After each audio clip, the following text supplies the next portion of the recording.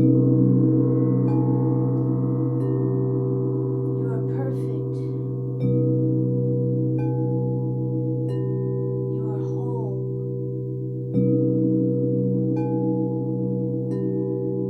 In every way.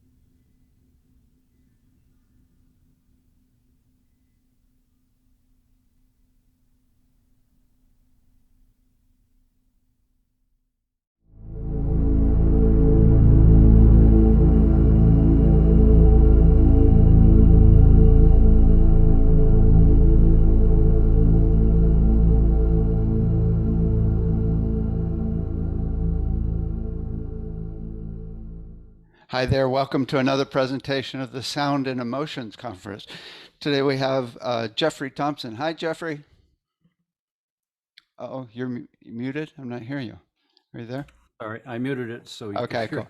hear. Oh, cool, cool. How are you doing? I'm fine. My life is busting loose. Change, and more change. Yeah, you're not bored again? I'm not bored. I'm sort of up to my eyeballs, but it's a happy problem. Uh-huh. You know, like I can't blame anybody. I've done this all to myself, right? Cool. Cool. Let me read your bio and then I'll see what you're up to. Okay. Dr. Thompson has been a pioneer in the field of therapeutic sound since the early 1980s. He's world renowned for his clinically proven mind-body harmonious brain and brainwave entrainment programs for sleep enhancement, physical, mental, and emotional healing, memory and learning, and other areas of personal growth through the scientific application of sound. He is recognized as a worldwide expert in the field of acoustic pacing frequencies incorporated into his composed musical soundtracks. A consummate musician and composer in his own right, he has established a method for using modulated sound pulses for changing states of consciousness for optimal mind-body healing and personal, frequently transformative growth. He's worked with Deepak Chopra, Bernie Siegel, Barbara Max Hubbard, Susan Jeffers. He's worked with NASA and worked with some recordings from Voyager. He's also worked at the Neuropsychiatric Center at UCLA for sleep. He's also worked with the Center for the Study of Complementary and Alternative Therapies at Duke University and University of Virginia. His audio programs have been used before and after surgery in oncology as well. He's also sells sound chairs and sound tables, and he's worked and helped with the alternative medicine department at Scripps Hospital in San Diego, and worked with many Fortune 500 and 100 companies and businesses as time permits. So, what's the latest? What you been up to? Well, first of all, if you're not feeling good about yourself, just make a CV. Uh-huh. It sounds like you're talking about somebody else. I mean, Uh-huh. enough time goes under the bridge, you do tend to accomplish some things. It's life kind of throws these things at you, and everybody said, well, Dr. Thompson's accomplishments. Well, I don't know. I mean, I stepped into the right place at the right time. The doors opened. I followed through. It was like, thank the Lords that it turned out that way, but here we all are, right? Right. You could say the same thing for yourself. You look back Right. on your life, you go, oh my God, what happened? Yeah. Yeah, it's interesting because now where I've gotten is like, okay, like how many people did I help? Right? Like, Yeah. okay, well, we don't have many years left. Like, well, how many people can we maximize now? How can Yeah, we really refine it so we're helping millions, right? exactly. That's exactly right. Yeah. And it seems like um, the course of time with what happened with the COVID pandemic and the closing down of the world, and sort of like the universe like shut everybody off in their houses to contemplate their navels. Everybody got big time out. Mm-hmm. And people got something from that, something Uh-huh. big. Um, some of it has to do with examining what you're doing. Uh-huh. And many people really got it very clearly that what they're doing with their life is killing them, or Uh-huh. certainly not what you would do if you had your own choice, And on the other hand, sort of stopping the momentum of the insanity clears Mhm. your mind and something new happens. I remember when that happened for me, I had to, reinvent my whole life. I do workshops and seminars. People fly in. We do this stuff, this thing, and all of a sudden, I couldn't do that. I couldn't do that anymore. So I had to reinvent myself online, update my website. I started these live stream things that I'm doing. Things became very clear for me, and my direction just went wham. And then all these people started showing up, and all this stuff started happening. The doors all started flying off their hinges, and I don't even know where to begin right now. I've got this team of just absolutely awesome people who've shown up, scientists and engineers and business partners, and I don't know. It's It's exact amazing. same here. Tell us what are some of the highlights of what you're if you have anything you can share of what's coming up. New products and development. We have a research development team, and some of this stuff is um, breaking out of sort of the traditional path that I've been treading all these years, which has to do with healing. And I'm a clinician. I have a clinical practice. I see patients. They fly in from all over the place, and they've got weirdo problems. I'm the witch doctor at the end of the trail, that kind of thing. On the other hand, I'm a musician, a composer. Right now I'm sitting in my recording studio. I use what I see with patients to show me what kind of sounds and musical arrangements can tailor an emotional response. What kind of brainwave entrainment frequencies lend themselves to emotional release, since we're talking about emotions here. But there's physical healing and emotional healing and mental healing, self-defeating belief systems, spiritual healing. All of those have categories, and all of those have certain types of brainwave entrainment frequencies that you can entrain brainwaves to push that. Different ones for different emotions do you use, or is it mostly all just getting you back to you? Different emotions. Well, in my world, if I want to tailor different emotional states, then that's what I'm doing with the generic soundtracks on my website. I'm using brain entrainment and a number of other layers of things to push the subconscious mind response. That's sort of a visceral response that this is not in control of, rational thinking mind. And there you get into being a sort of a different level of musician, composer. So it's certainly easy to create, dark moods and surrealistic moods and relaxation moods and spiritual moods with music.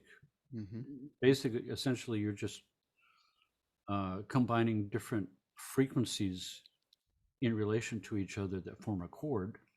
It's fascinating that you can, you're manipulating frequencies in combination with each other, and the more you add, the more subtle that emotion, it's the language of emotions. On the other hand, you can bury theta brainwave entrainment frequencies there, because that's where emotions get healed at night during dreaming sleep. So you feel that theta is the best for emotional healing for the most part? And yes, I do. But it's not as simple as that. But I'm taking at least that part from sleep research. So we know that when you're first going to sleep, when you're awake and first dropping to sleep, you're in beta, rapid brain frequencies. And beta is from 13 hertz to somewhere around 38. And so let's say that you're at 20 hertz and you're slowing down, getting ready for bed, and it's 20 down to 10, 20 down to 15, down to 13. And now you've shut the light off, you're laying in bed, putting the sheets on, and now you're in alpha. You've crossed over this bridge into alpha brain activity. And that's still a mental state. So people in sleep research who are asked or woken up from alpha sleep report that they weren't asleep and they also weren't awake. You're in this zone, and the slower your brain waves go in alpha down towards the borderline of theta, you're more asleep than awake. Up at the top of alpha, you're more awake than asleep, and down at the bottom of alpha, you're more asleep than awake. But that's a inner holographic mind function. Beta is I'm focused, and alpha is peripheral vision. So when I'm in that alpha state, it's more like mind pondering. It's not linear. Anyway, that's where self-defeating belief systems reside. That the kind of opinion I have about myself, my worthiness, you know, how much health I get to have and how much money I get to have in life, and is set by my belief system about myself, you know. But then when you cross over into theta and you get into dreaming sleep, REM sleep, we know that a certain type of waveform shows up. It looks different. It's 13 hertz and down to about 7 or 8. And dreams are emotional.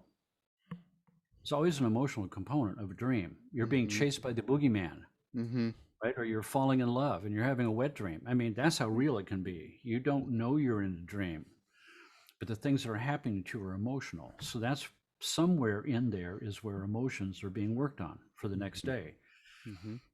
So that's why I always equate theta with emotions. However, now we know that emotional states can be more subtle than that in gamma and in default mode network. So anyway, the once you get down through theta and you get into delta, which is the slowest, down at 4 hertz or 3.5 hertz, down to 0.5, very slow brain activity. That's when you're sort of completely out cold, most difficult to wake up, lowest heart rate, respiration, body temperature, cellular metabolic processes. That's obviously when the physical body is being healed. So I think of it as being 100% connected to source, being regenerated. Yeah. It's like So if I God, want to do, God has requires that we go back to delta or we die. Seems a little controlling to me. It's perfect. It's perfect. Perhaps you should talk to management about that. Right. If we didn't go back to source every night, we'd probably be a mess anyway. So, I mean, also from sleep research, you can't survive without sleep. So sleep deprivation experiments, people who are denied delta sleep eventually die. Your physical body begins to fall apart. Respiration, heart rate, oxygen exchange all start to falter. People who are deprived from theta portion of sleep start to develop deep psychological problems. They start having emotional breakups, you know. So I've got a question though. So if we're in theta, we're kind of in the emotional state somewhat, but don't you need another state to be able to look at that and make changes? Because the emotions aren't good at making it's like I somehow think the when you're in theta, you're not like in an active state to make changes in your emotions, right? It's almost like you need the alpha or the beta watching that theta to actually make the changes in your emotional being, or is it just simply getting stable, consistent vibrations in that emotional realm?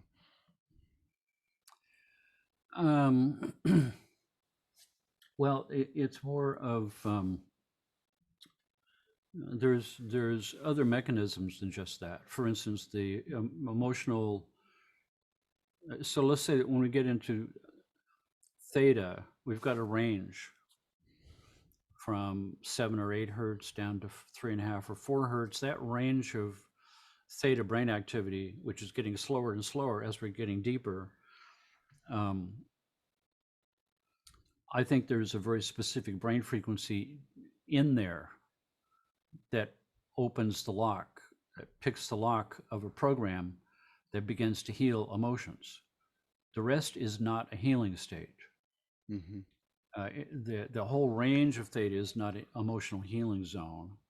A specific frequency in there is. And that's your frequency, kind of your metabolism and your brainwave rate? I equate it from the sound work that I'm doing. So because I'm using this, so just in a nutshell, I'm going to hook you up to this special heart rate variability program, and I can now see the sympathetic parasympathetic on my computer screen.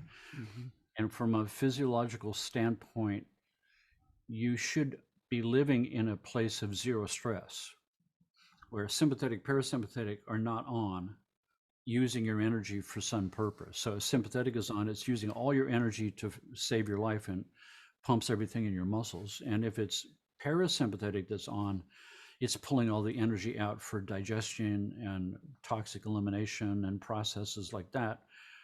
And when those are over, then both of those are zeroed out. And all that energy that they would be using is now drained back into my reservoir to be used for general maintenance.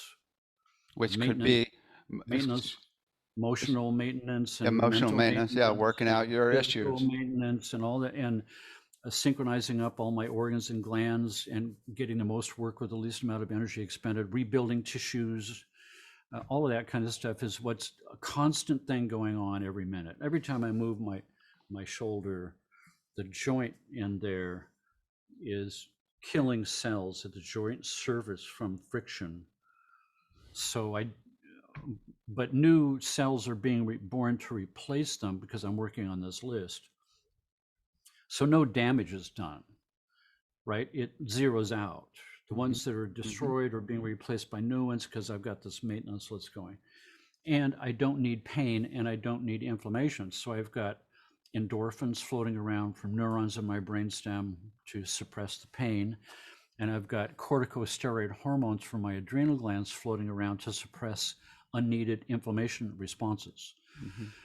That's my normal state. Would you say that state is what we would call peace, or is it? Yes. It's zero stress in the autonomic nervous system. Master control is zero stress, zero out. Cool. That means I'm in my 100% safe place. I feel safe, zero stress. And then if I feel threatened, then sympathetic turns on, the energy drains out and goes, and then when that's over, it comes back and the energy comes back and I start working on my list. So when I hook patients up in my clinical practice to this HRV, and I see that when you lay down on your back, the gravity is no longer pulling the blood out of your head, and that causes a little bit of a sympathetic response to arise to neutralize that. And so when you lay down, I should see sympathetic on, and I should see it collapse down to zero in 3 minutes. That's called the Ragland test, classic clinical test for adrenal insufficiency, or where your stress handling system is at. When I see people who, after 5 minutes or 10 minutes, have the sympathetic is still on and it's not collapsing, that's clinical evidence of a runaway fight or flight response that always has my reservoir empty, and I can never achieve my zero stress state. So now I'm burning up all my resources, because when I'm not in this state, I'm not working on my maintenance list and rebuilding tissues or balancing all my systems properly. And I believe that that is the ultimate cause of disease, is not able to, the master control system is awry. There's something wrong with it. And all the energy is being used up for the stress, right? Yeah, and so that means that my in case there's a lion showing up. Yeah, so my adrenals are running all the time. My blood pressure is high. My blood sugar is high. Two biggest prescriptions in modern medicine. And the corticosteroid hormones begin to drop over time because the adrenals start to fatigue out. That means I start getting inflammations everywhere. But anyway, so now I can find a sound frequency that's very precise, accurate to a couple of decimal points, that will cause this to push in the clutch. I can hit the reset button. This goes back. Now I've got a frequency, and the frequency is precise. And according to the law of acoustic physics, any octave of the correct frequency will make the wine glass vibrate. Right? I ping the wine glass, sing that note, sing any octave of that note, any harmonic of that note, the wine glass vibrates. So it's similar. Once I find a frequency, every octave of that frequency is going to work. So I'll calculate all those octaves. Even rhythms that go below our hearing range, right? Right. So once I'm below 20 hertz, Mhm. this mechanism of my ear is not working anymore, but this mechanism is vibration sense network.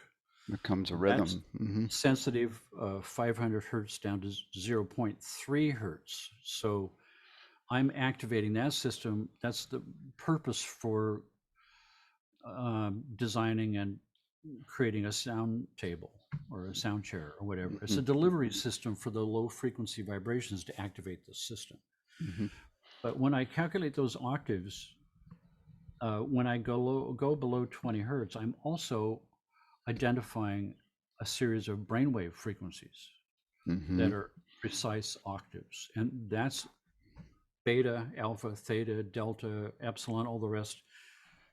And now those are very precise brain frequencies. Now, if we use the technology of binaural beats, instead of just general relaxation or general meditation, it all becomes very specific now to me, tuned specifically to my nervous system. So if I entrain you to this very specific octave in theta, I just located the exact brain frequency in the theta dreaming portion of sleep that activates this balancing in the nervous system, which we already know is associated with healing.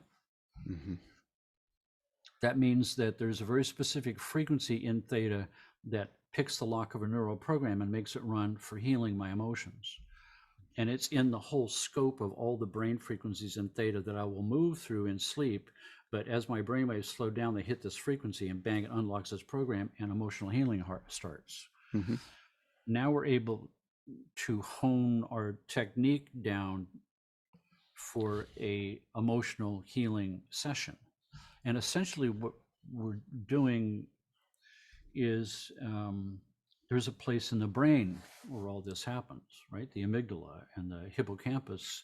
And that's a sort of a crescent that wraps right around the hypothalamus. And inside the hypothalamus is the origin of the sympathetic and parasympathetic nervous system. Mhm. Master control system wrapped around with the emotional control system with hardwired nerve going straight into the autonomic nervous system organelles. Mhm. So that's really the location in the center of the brain where the emotions are hardwired into the control system that tells all organs and glands in the system what to do. That means that is really the physical location of where my emotions have direct access to organ and gland function throughout my whole body. And so Have, now we can see that's how emotions can cause physical disease. so have you looked at actually playing very specific sound or electromagnetic frequencies into the hypothalamus? Yes, I have done that. Is But I think that how'd it work? that's what this frequency with HRV is doing. It's all you're already doing it by doing the It's binaural it, beats. no, this is before binaural beats. So when you're laying on this sound table, and I see the sympathetic is stuck on, Mhm. when you have a fight or flight response and the sympathetic turns on, that's not actually what's happening. The parasympathetic nervous system controls the system. Eventually, there's a little organelle inside the hypothalamus called the anterior hypothalamic nuclei. That's the origin of the vagus nerve. It's the origin of the parasympathetic nervous system. There's another one next to it called the posterior hypothalamic nuclei. Uh-huh. That's the origin organelle of the sympathetic nervous system. Wow. Both of those are inside the hypothalamus. So it's like a seesaw. When one is on, the other one's off. So when I have a fight or flight response, what's actually happening is the parasympathetic nervous system is turning itself off and the sympathetic turns on by default. Mhm. So the So if I've got a sound frequency that is affecting the sympathetic stuck on, I know that I can't control the sympathetic directly. I can only control it by what happens with the parasympathetic. Mm-hmm.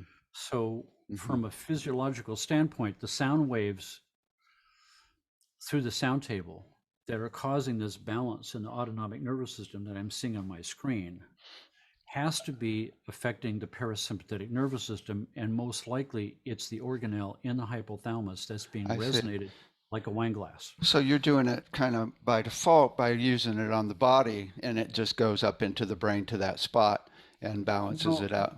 I think the vibration frequencies come through the table are resonating that structure directly through And your sympathetic whole resonance. nervous system goes straight to that. The whole nervous system is controlled by that. So if I can control the organelle that controls the parasympathetic, I really have control of the entire system. Well, what about controlling it directly instead of doing it on the body and having it, seep back up into the organelle? I mean, what about actually putting frequencies right? I mean, if those two controls yeah. are right there, let's, find your Yeah, I assume it's going to be different from person to person, so it's not going to it's be unique. one. It's Mhm. unique. Yeah. Yeah, so you find those very specific frequencies, and is it as simple as just getting a balance of those two little control centers in the hypothalamus? I mean balancing the sympathetic parasympathetic. that's like seems like it almost seems too simple to. Yep. I mean, Seems too let's just simple. go in there and go. Because "Dee," everybody wants to and you're a play piece. doctor, and everybody wants to fool around with all the organs and do special energy work and Right. balancing Okay. this and that. It's So I did have. I mean, and that's thought of as the part of the third eye as well, right? Right? what's And that? the Which hypothalamus and pituitary is what most people think of as the the third eye. pituitary hangs down below. Mm-hmm. Yeah, Yeah. the third, and part of the reason why it's usually considered the third eye is because its location is right there. The pituitary's location is straight in there, and the hypothalamus is just above that. So Pituitary hangs down. So I was, getting excited a couple years ago about actually using very specific frequencies there, and then this actual intuitive said, "Well, you got to be careful because some people aren't ready to have their third eye open, right?" Absolutely. And I actually had a couple years ago, I had this guy that was really powerful, but he was kind of a loose cannon, and he did a sound healing on me, and I was thrown off for 2 weeks. And then one of my instructors, who's quite psychic, said, he opened your third eye when you weren't ready. I think I'm Yeah. ready now, but yeah, you have to be a little careful. But But balancing is different. It's not exactly the same as opening the third eye. If you No, just that's completely different. Uh-huh. Very different. Cool. So now you're Just going to, close. with the third eye, you've got a chakra is a subtle energy vortex system that connects the physical, metaphysical systems together. So because each one of the chakras has got physical counterparts, it's a network. So that means that my heart chakra has an acupuncture meridian. It has a spinal level. The innervation is through the sympathetic chain with something called a postganglionic neuron. There's a whole network where the brain can control the chakras through a spinal level out through the sympathetic chain, out from that to a postganglionic neuron, out from that to the gland that is associated with that chakra. This network physically exists associated with this, subtle energy sort of vortex. But there's a reason why the nested series of vortexes of the 7 major chakras are aligned the way they are. They're like a step-up transformer. It's like, the base chakra is like diesel fuel, and the crown chakra is 5-star jet fuel. And, you take a tab of acid, it's compressed 5-star jet fuel. So you take it, that machinery runs, you have these fantastic experiences, but afterwards you land back in your body the same stupid idiot you were before, right? Right. With That's some that, fancy with that, memories, but with that part of the body that was triggered by the acid actually a little worn out at that point too. and so and when it goes awry, when a person's not ready for their crown chakra to be opened up because they didn't do the work, Mm-hmm. it's like trying to lift a 500-pound weight when you've never been to a gym. Mm-hmm. Mm-hmm. You're not ready for that. You got all kinds of emotional baggage and physical imbalances and mental belief systems that you're carrying along into a subtle realm where they don't belong. You have to do the work. Yeah, I think I've come to, because I know a few people that have actually had Kundalini experiences and been paralyzed for like a month, right? And I think the number one thing my guess is that when your heart's not open, there's a blockage as the energy moves up towards the crown, and that blockage causes a problem. So Causes friction. You hmm burn etheric membranes. You screw hmm the system up. I mean, in the ancient past, in our our indigenous past, this was all of that. All the stuff we're talking about here was controlled and contained and protected by the elders, by the sacred, by the shamans, by the. This was never shared with the general public. You had to go through years of initiation to learn how to do all this stuff properly. hmm Now, in the 20th and 21st century, the cat's out of the box and it's a free for all. And now we've got all kinds of people who don't have any idea what they're doing, screwing around, hmm teaching Kundalini yoga classes when they've got no idea what they're doing. And I mean, I always see people. Well, of course, I'm in California. It's all chiefs and no braves here, right? hmm Everybody says, I don't want to go through the stuff, the whole meditation stuff. I don't need to do that. I want to go straight to the crown chakra and open that. I'm going to do Kriya yoga. Go straight to that because I'm evolved and I remember my last lifetimes. In some cases, that's delusion or wishful thinking.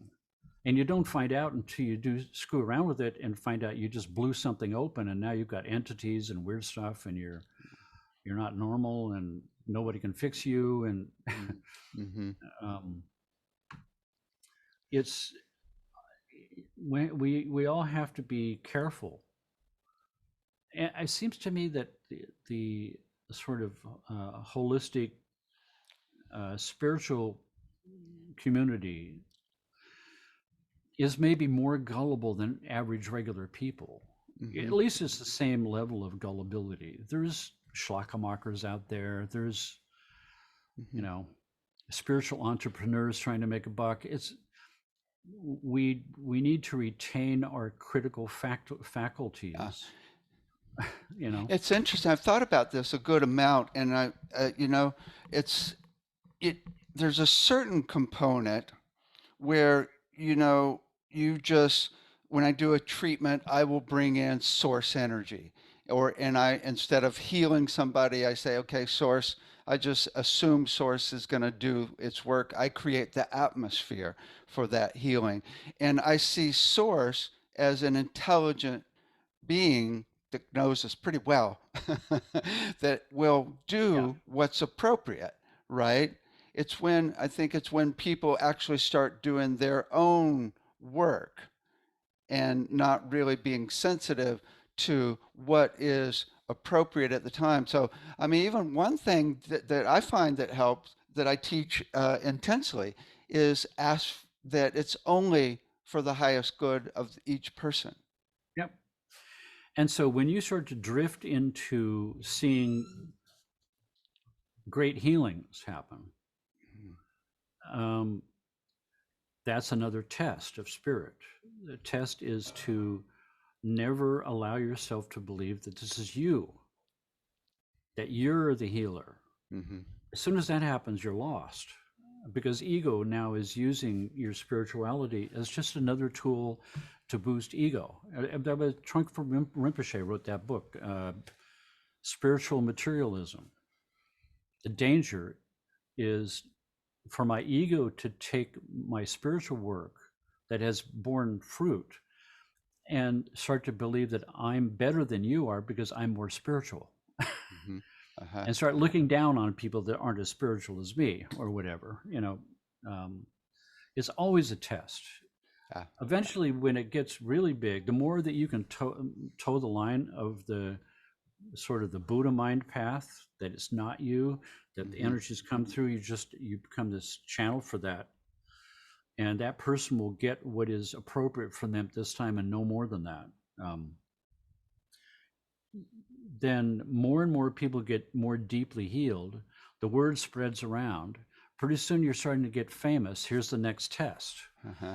It gets more and more difficult for your ego to resist Right, right. the fame and the fortune and the offers of sex. I'm And that's bad. where I'm bad. We bad. Yeah, yeah. Alice Bailey calls it glamour, right? yeah, spiritual glamour. Yeah. Uh-huh. It's Uh-huh. it's It was interesting. About 3 years ago, one of my online students said, the Hathors are talking to me, these aliens, and they said that I'm supposed to come in and get a treatment for 3 days with you, and it will completely transform you and your center, and I will be healed as well, and I'll pay you. And I'm like, okay, fine, yeah. come on in. So I'm doing a treatment on her, and for the first time, instead of me doing sound healing on somebody, I realized that I should just create an atmosphere and make sound and allow the the Hathor she's talking to, right, to go for it. And it was completely different because now I didn't have to put any energy out. It was zero effort from me. It was just simply an atmosphere, and it was the best healing ever. And it did transform the way I did treatments. Yeah. So there's because I'm a sort of a Steppenwolf kind of. On this shoulder, I've got this hard-nosed scientist, this bald-headed businessman with a big cigar. He doesn't believe any of this stuff. He thinks it's all baloney. So if somebody comes today talking to the Hathors and it's going to change everybody's Right, lives, right. and this guy starts puffing in a cigar, going, "Oh, come on, give me a break!" But I'll take the money. Yeah, yeah. You know, And the other side's doing ayahuasca. the other side has taken acid and saw God, knows Right, all of right, this is real, and right. has no question about it. It has been there, done that.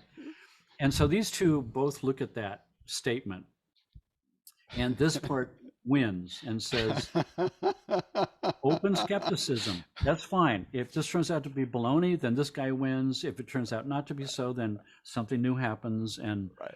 when that something new does happen, uh, this guy over here with the cigar is like, God, just can't believe it. I mean, Yeah, and this yeah, guy's yeah, over here, see, I told you so, yeah, yeah, yeah. Another But confirmation that I should always give the benefit of the doubt, you know, um, and perhaps you'll be happily surprised. hmm But if there's anything I've well, learned in all the years that gave me all this gray hair, is that whatever I think is going on, I'm probably wrong. right, right, right, right. Well, so I got an email from a person this morning, and they said, "What's the best frequency to use?" And That's it, right, period. that was it. That was it. That's all they said.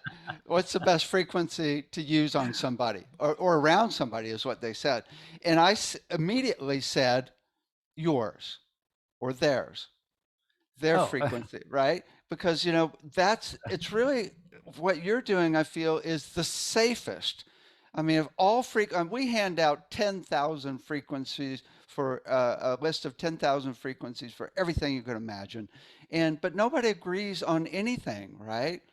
Whereas your frequency of your metabolism of your brain waves, of your body, I mean, that's really the very best. I mean, there's that, and then there's a Schumann resonance, which is the main frequency we're tuned to, as well as, HeartMath says that zero point 0.1 cycles per second is the number one frequency in that the atmosphere is vibrating at, based on all of the cosmic rays coming in.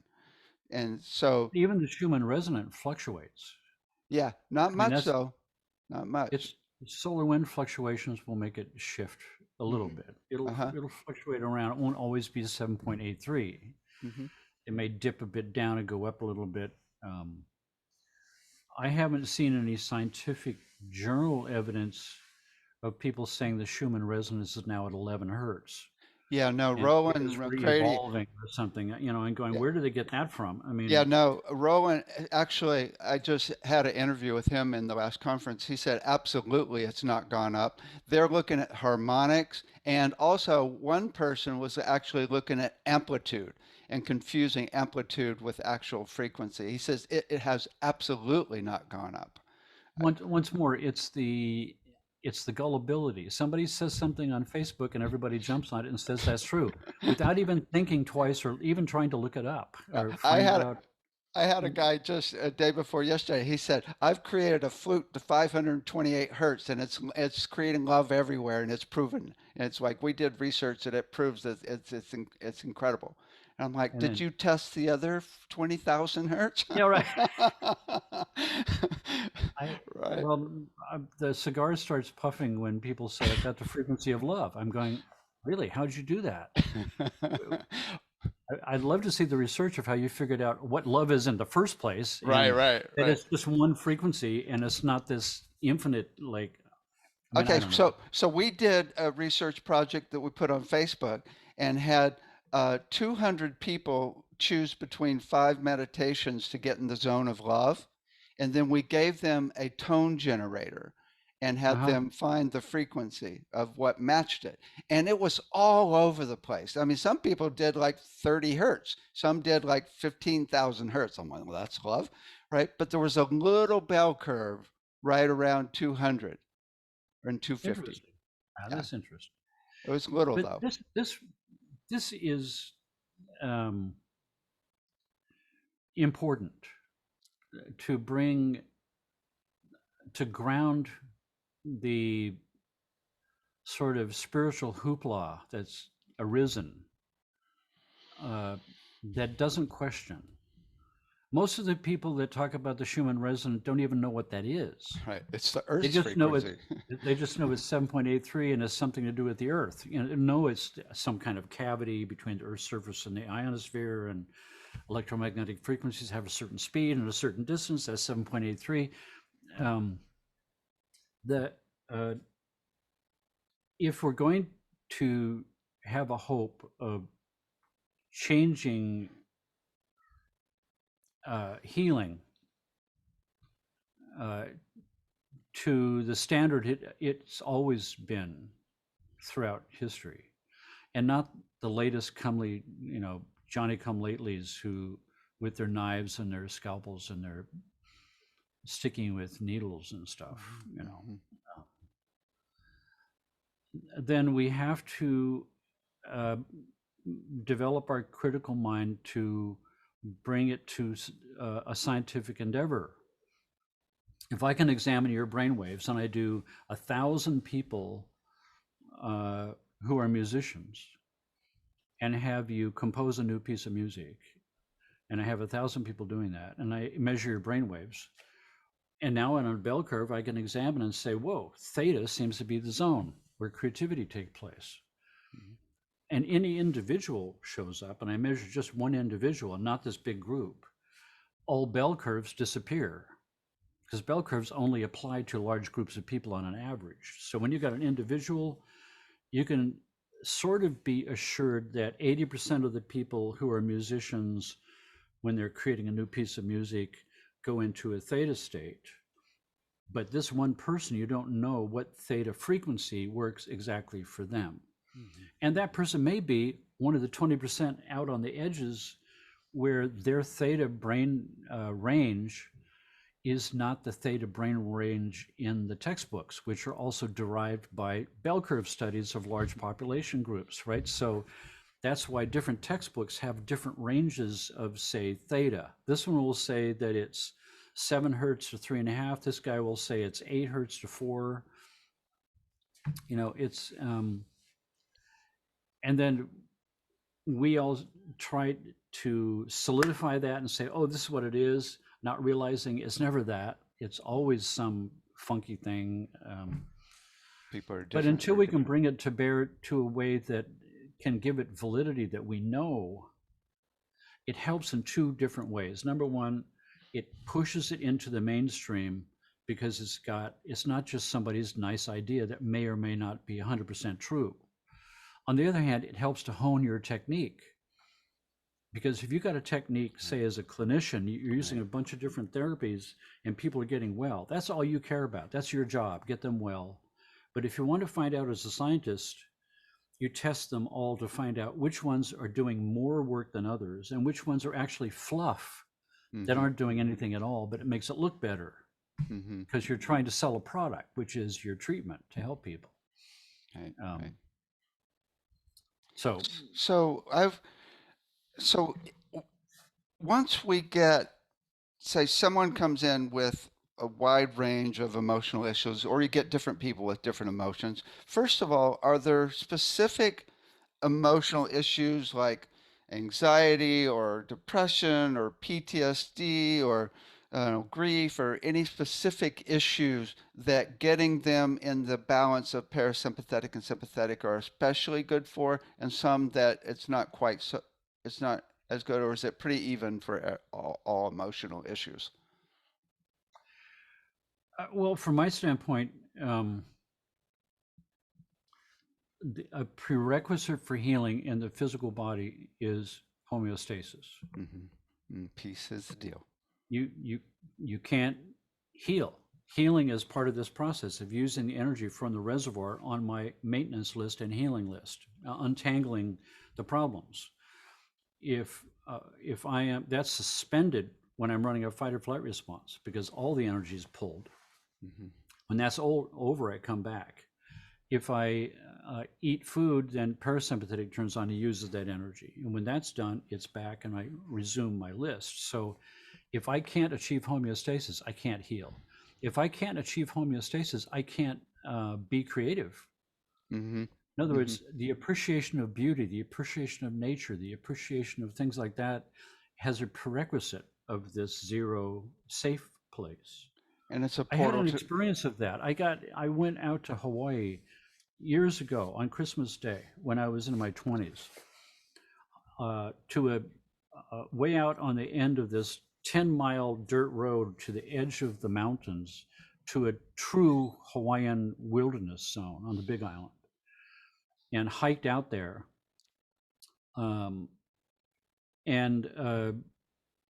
When I was coming back at the end of the day after meditating all day out there and doing stuff, I had to cross through this copse of forest to get to the other clearing where the trail was. And you can only imagine how beatific all of this is out there in Hawaii. I mean, but then I got lost in those woods. And I knew that they would probably take them 2-3 months to find my body, if ever. And I freaked out. And all of a sudden, the beauty of nature was absolutely gone. And that was the lesson for me, that survival needs have to be met before the flowering of civilization begins. Art and music and dance and creativity and meditation and higher spiritual pursuits are not possible when my survival needs are not met. And healing is dependent on certain physical things to be in place first. So Okay, so once you get to this homeostasis and your system can start healing, any thoughts as to what to do to, with sound perhaps, to actually replace these patterns that where we're recreating these emotions? Because we can get to a place of healing and bliss and total and have healing, and then the next day we're like, F you, and it's like your whole system goes haywire, and and you keep repeating the pattern, you keep creating it. Any thoughts as to, because it sounds like it's the best place to get if once you go into some type of therapy, right? To be at when you yeah, start your therapy. so sort of what I've come to over the years with patients is the physical body is the foundation. The the master control system that tells all systems in my body what to do is a physical system, and the if I have emotional traumas that would require me to say go do emotional work or go to a psychiatrist or a psychologist or whatever to deal with these emotional traumas that I've been carrying around and try to release them, they the body is going to be digging in its heels and fighting against you, because the reason I have the emotional trauma still stuck there, let's put it back this way, is in the 100% normal person, the hypothetical 100% normal person, right, where everything is perfect and the way it's supposed to be, this is balanced and it does its job. And if I feel threatened, it does this thing. It's a straw fire that burns out in a few minutes and it comes back and I do my thing. I digest my food, this parasympathetic turns on, it comes back, I'm doing my thing again. If I have a physical injury, the mechanisms of my body heals that. I get a cut, I bleed, the bleeding stops, it heals over the scar, some magic thing happens, the body's doing that. If I have, and so when I eat my food, I should be detoxifying the toxins that arise from that digestive process and just clearing them out. They should not be accumulating in my cell tissues, my fat tissues. They should not be accumulating there. If they are, why? Why is that? Because master control is not balanced. And therefore, when the body says, I have these toxins I want to release, the master control says, well, before I can allow that, I have to do a self-diagnosis to see if I've got enough stress handling extra to handle the stress of releasing these toxins. And the answer is no. I've been running a stress response for 10 years and my adrenals are blown and I'm topped up. I don't have any extra. I can't handle any more stress. So that would do self-harm. So I'm going to store that toxins for now. Same thing with the emotional traumas. Hey, I'd like to release these emotional traumas I've been carrying around since I'm, 6. And the body says, no can do. I'm out of balance up here. I can't handle any more stress. So you're going to have to hold that in the subconscious mind now. But in the normal course of things, in our indigenous ancestors, where things were aligned properly, none of that stuff happened.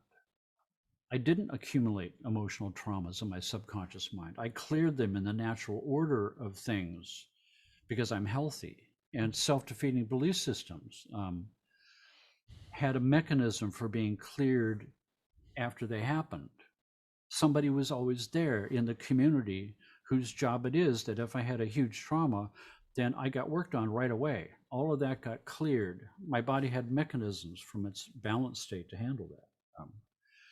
But that not being the case in the 21st century, where we've got, your personal story. Basically, you're born, you're in the womb and it's happy time. Then you're born and, you start getting beat up by life. And we've all have traumas from that. But then there's the things that happen to us traumatically. And then there's the 21st century superimposed on top of all of that, which is an unimaginable marathon of stresses that for a body that was designed for a sprint. So electromagnetic fields coming out of your walls, 5,000 radio channels, military frequencies, microwave, cell towers, 5G, smart meters, junk in your food, 7 o'clock news, world burning, climate change. I mean, good God, alarm clocks in the morning. COVID. This system wasn't designed for that. It's an impossible situation. That's why I believe that so many people have this runaway fight or flight response as a survival mechanism to figure out how to survive in a marathon of stresses with a body that was designed for a sprint for 30,000 years ago. I chase some little creature for breakfast. That's my work day.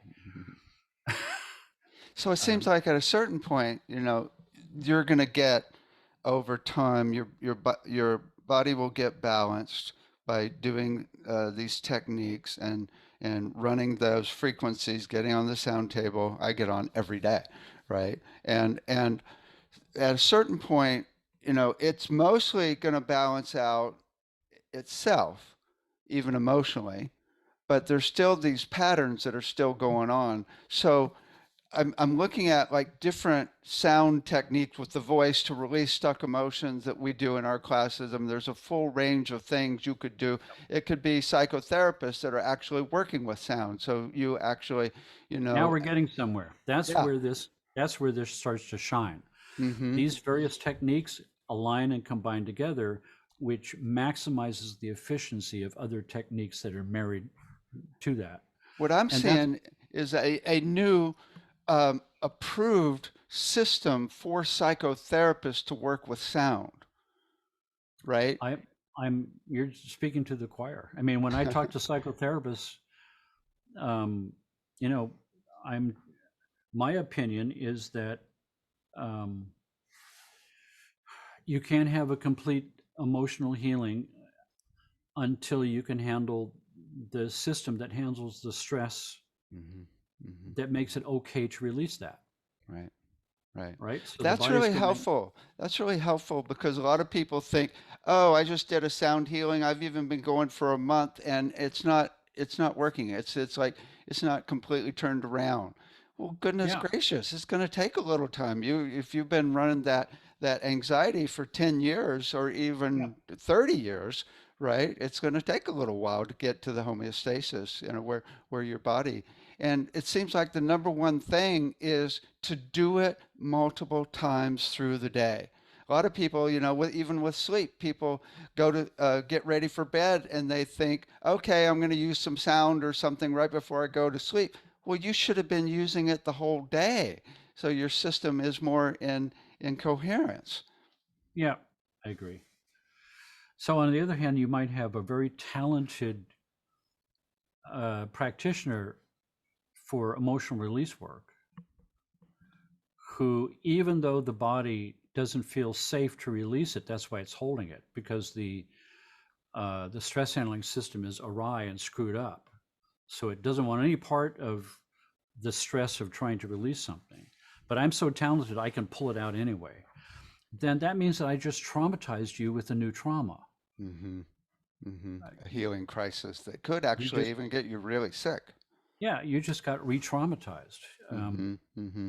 So if I'm trying to do a detox, a physical detox on you when your body's not ready for that, then we have not a detox response, we have a toxic response. Your Hmm. body wasn't able to integrate the release of those toxins and push them out. That's why the body was resisting you. And then Um, you go into that stress sympathetic again because your body's freaking out.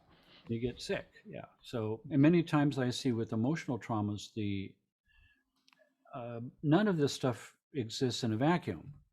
You can't have an emotional trauma without a physical counterpart and a self-defeating belief system sort of counterpart and a spiritual counterpart, because all of those are just semantic words that people made up and applied them to something that never had divisions in the first place. Nature doesn't grow a physical body and emotional body, and it grows one thing, and all these things are networked together. So it means that there's no possibility of a person coming in with low back pain who doesn't have an emotional low back pain and a self-defeating belief system low back pain. It's Hmm. just a matter of what's the percentage mix. Hmm. I have 50 people show up with exactly the same L5 back pain. Mm. This person is 90% physical. This person's 75% physical. This person's 30% physical, 70% emotional. You know what I mean? It's if you don't turn over every rock and balance it all, you're not holistic. You haven't done the holistic duty. You Yeah. haven't cleared it all out. It's not actually necessary, in my opinion, to clear it all out every single piece, because Hmm. what I've seen is it's necessary to clear enough of the elements involved to create a balancing of 51% of the elements that are imbalanced. If I can get to 51%, the seesaw tips towards healing, and everything will inevitably always slide towards healing. If I can't get 51% of the things wrong with you balanced, the seesaw will always slide you back. Right. Right. So it's not necessary to do all of them. Yeah. It Well, was nice. society is still in training us into this craziness as well. So it's going to be really hard to get all of them anyway, because then you go talk to your friend and they're like going, you're just totally syncing with people around you and the whole energy field on the planet, which, we're kind of stuck in. Which is the bigger issue here, because we're all in this together, and we all represent a an organism as a species. And the more you study quantum physics, the more you realize that we're all, connected together in a collective unconscious mind, that even the concept of you over there and me over here is wrong. Hmm. That or the concept of me, that this is my body and it sort of ends here, that's wrong. Cleve Baxter proved that wrong with the secret life of plants, and then the secret life of your cells, where I can take one of your cells from your cheek and put it in a beaker and hook you up to a lie detector machine in another room and hurt the cell with electrical field, and you'll have a stress response 350 feet away. Mm. That proves that your body doesn't start someplace and doesn't end anywhere. It's an illusion. What this is just a localized accumulation of standing waves, but those standing waves go forever. It's like, anyway, so Well, when no, we talk about, this is important because, I think a lot of people don't really have a real experience of the fact that we are all one. And so I started thinking about it, and because some people talk about see the God in that person, see their spirit, right? And I was trying to think of a way to teach it and talk about it as to how to see people and see that light in them that's the same as yours. And the most basic I came up with is just they're doing the best they can based on their circumstances and what they know. And that's that's one always, thing. Any yeah, thoughts on this? Because it's really that belief system that we're separate is really kind of one of the biggest problems. As soon as we go past that and see we're all one, then we're not going to go hurt ourselves unless we're bored. or sick. Right. Yeah. Right. No, I mean, so there's certain cool physical experiments you can do. I mean, the whole concept of coupled oscillators, the propensity of everything in the universe to want to dance together to save energy. So that's where the pendulum clocks will swing together on the same wall, because the vibrations are using the wall as a sounding board to link them together, and they want to swing together. It's why your heart cells beat together when they're touching. It's why um, women who dorm together tend to have their periods at the same time. They're timing their body clocks to each other. It's why if you and I were physically present with each other and we held hands, our nervous systems are now connected by a modem of electromagnetic conductivity between our two bodies, and our heart rate, respiration, pulse, and brain waves will begin to synchronize up together just by doing that simple thing. So if we have a group meditation of people sitting in a circle and holding hands and chanting Om, Or even on Zoom somewhat. that's where I'm going with this. I Mm-hmm. mean, Mm-hmm. the physical contact accentuates it because we have electromagnetic conductivity that pushes the envelope of it. But if we had all the people that are watching this right now, all of us, to take a big breath and sing Om and synchronize our breathing as then we would be synchronizing our respiration, which directly affects heart rate variability and directly causes this to start happening, because respiration and heart rate are hardwired together. So that partly the wisdom of the past of sitting in a circle and Om chanting together forces a communal respiration pattern to emerge, which accentuates the coupled oscillator effect of us all synchronizing up together.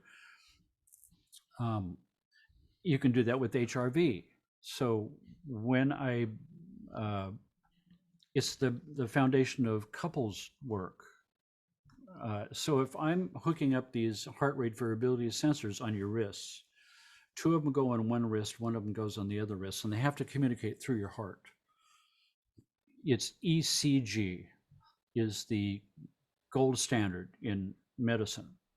The other one is called PPG. It's pulse wave. It's a little clip on your finger. That's not giving enough accurate information to generate the real sympathetic, parasympathetic, detailed picture you need on your screen. It's giving some information. But anyway, the two leads have to communicate through the heart electrical system to generate what I see on the screen, sympathetic, parasympathetic. With a couple, if you have two people facing each other and holding hands, now you've created this couple oscillator pair, and things will start to synchronize. If I have you let go of one hand and I splice the HRV in there with leads on his wrist and leads on her wrist,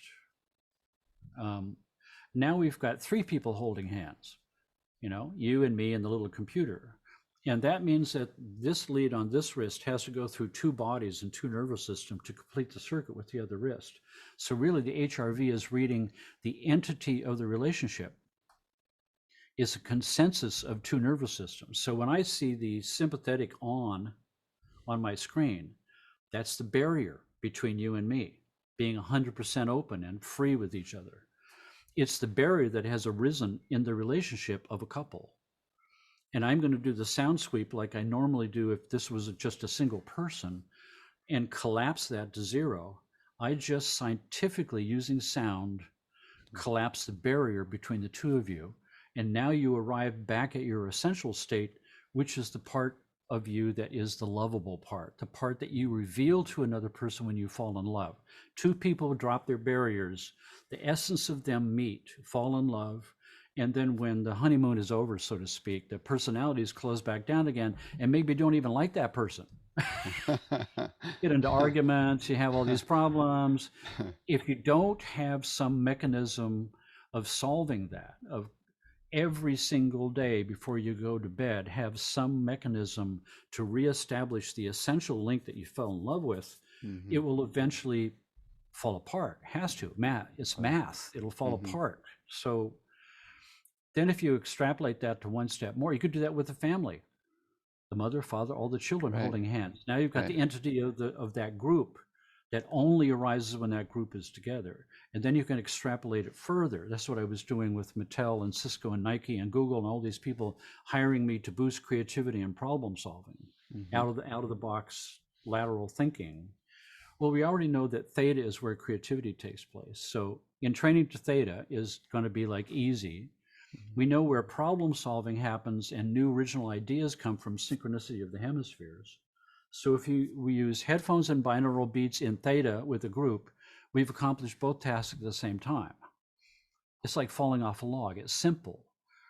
Now what's going to happen is, so with Mattel, what I did was they were hiring me to boost creativity, problem solving, and new original ideas in a team building group where they've got 20 people who are the top designers from Mattel. And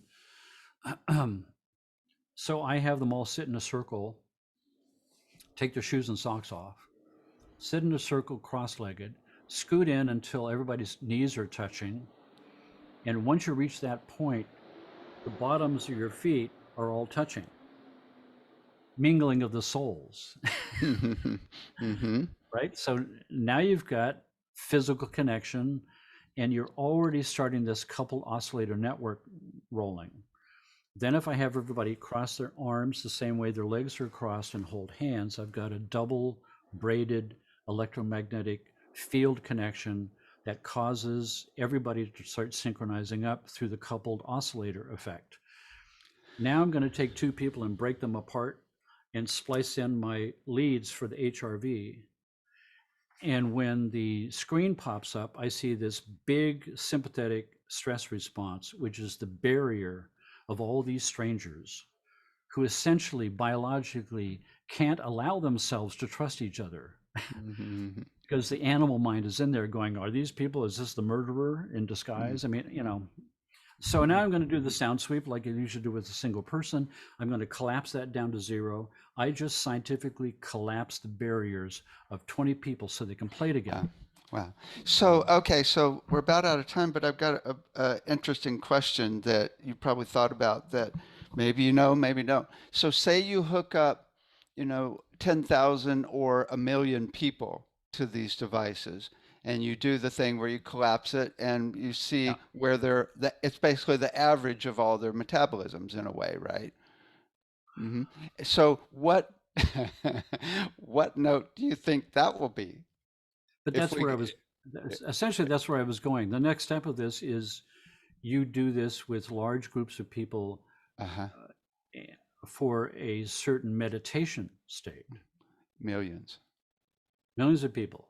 Hmm. And in the past, that was not easy to accomplish. I mean, there's a million children in what, Thailand or something who are meditating for peace right now.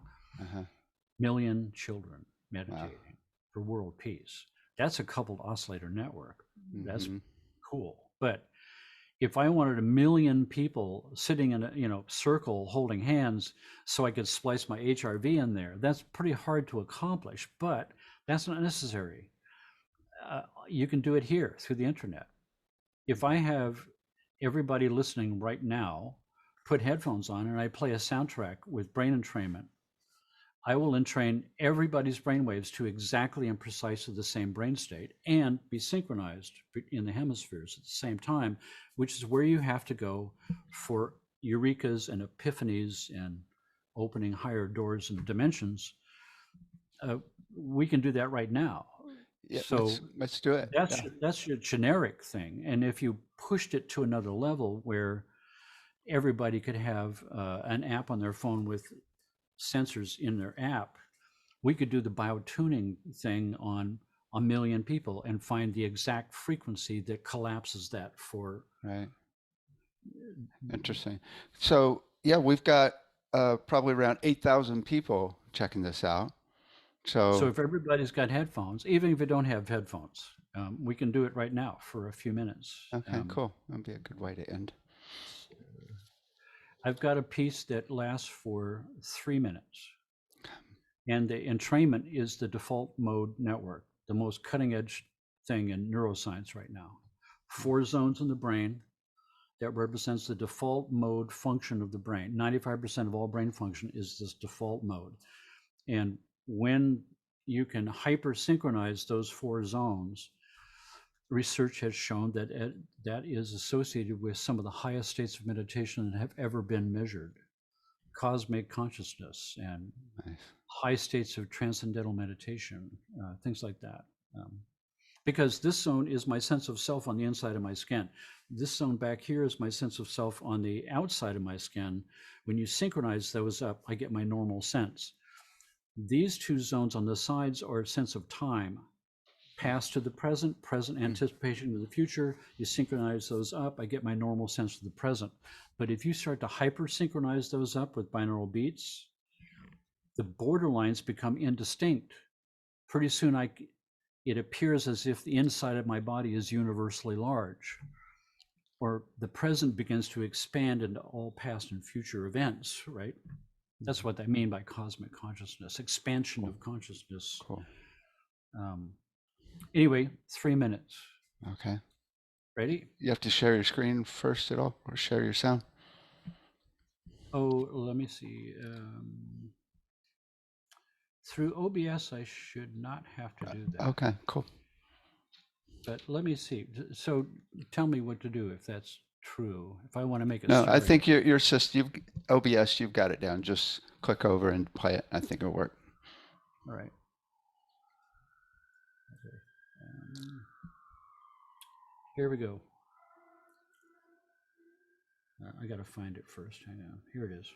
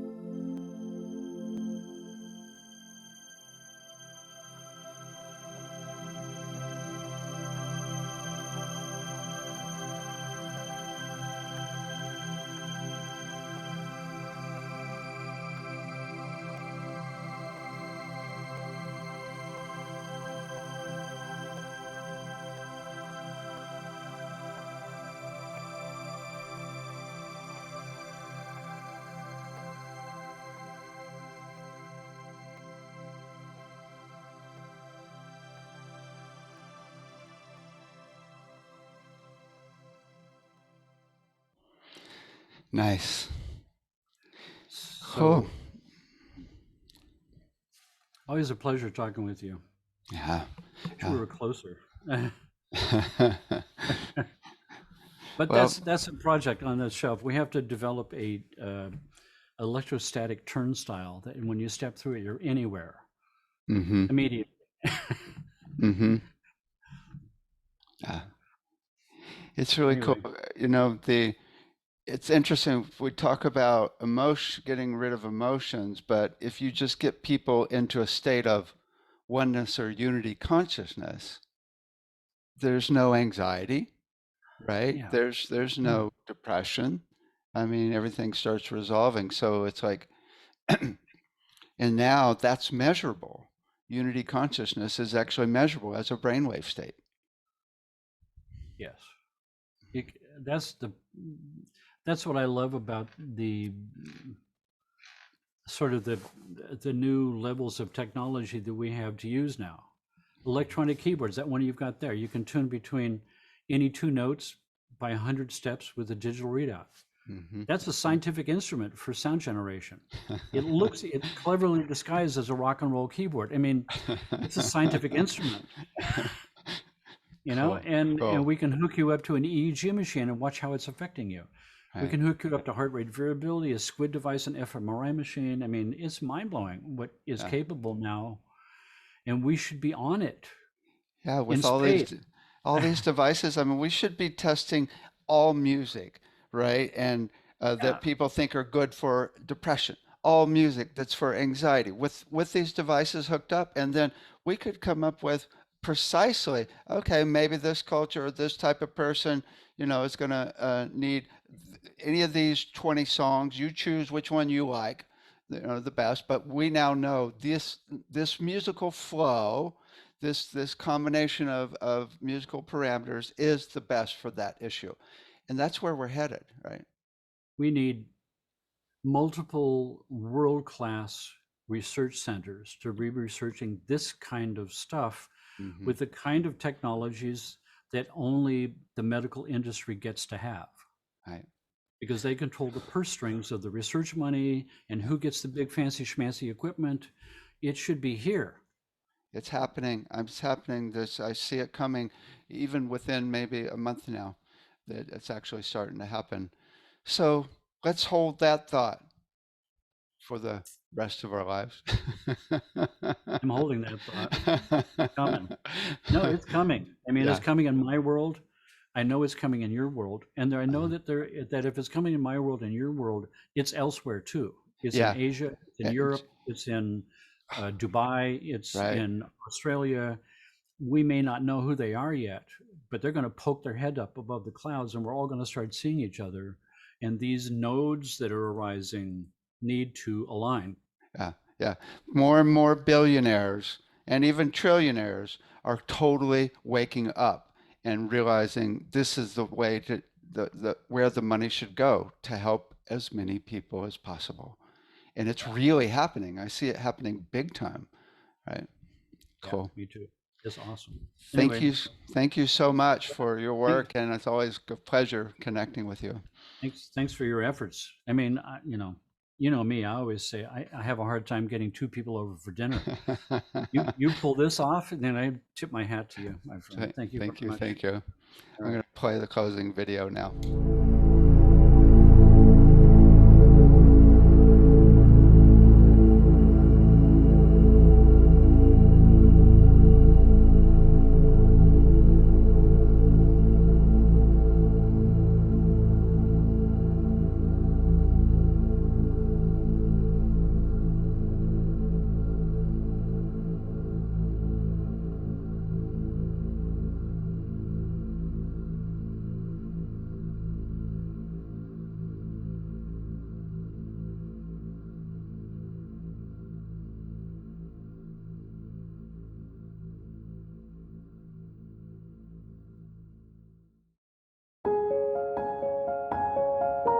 This has been a presentation of New Earth One Network, your home for New Earth living.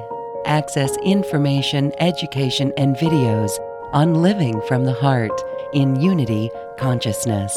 visit newearth1.com.